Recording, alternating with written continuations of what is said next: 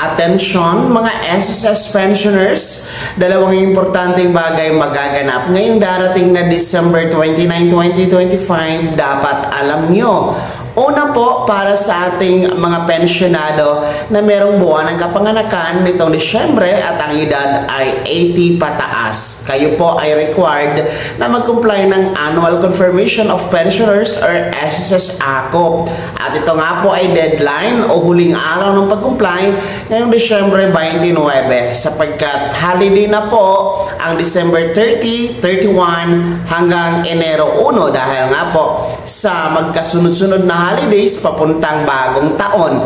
Kaya antabayanan nyo po at tandaan na December 29 ang pag-comply ng ACOP para tuloy-tuloy na matanggap ang inyong pensyon by January or February at hindi ito maputol temporary. So please comply your ACOP. Pumunta na po sa pinakamalapit na branch ni SSS nationwide. O di ka naman po mag-video conference, mag-set po ng online appointment kay SSS, no? At mag-comply na po ng ACOP mga pensionado. Pangalawa na importanteng bagay na magaganap ngayong December 29, magandang balita naman po ito para sa ating mga pensionado na kabilang sa unang batch o yung tumatanggap ng pensyon tuwing unang buwan o unang araw kada buwan na may date of contingency o araw ng kapanganakan, pagkamatay, pagkasakit o pagkabalda mula 1st to 15th day of the month. Dahil magandang balita ito sapagkat ang inyong Enero 2026 pension crediting schedule dapat po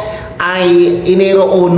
Kaso nga lang po, yan po ay natapat sa New Year. Kaya ang sinasabi ng circular ng SSS na kapag natapat po ang pension crediting sa weekend o national holiday, ito ay i-atras sa pinaka-last working day ni SSS. At yan nga po ang mangyayari sa inyong mga unang batch.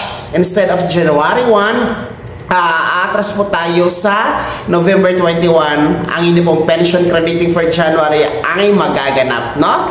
Dahil December 29 po ang pinakahuling araw na working day ni SSS sapagkat holiday nga po ang December 30, 31 at Enero 1. So yan po ha.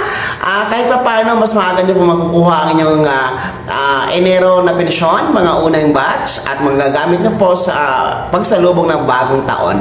At yan po ang dalawang importanteng bagay na inyong makukuha ngayong December 29 mga pensionado ng SSS.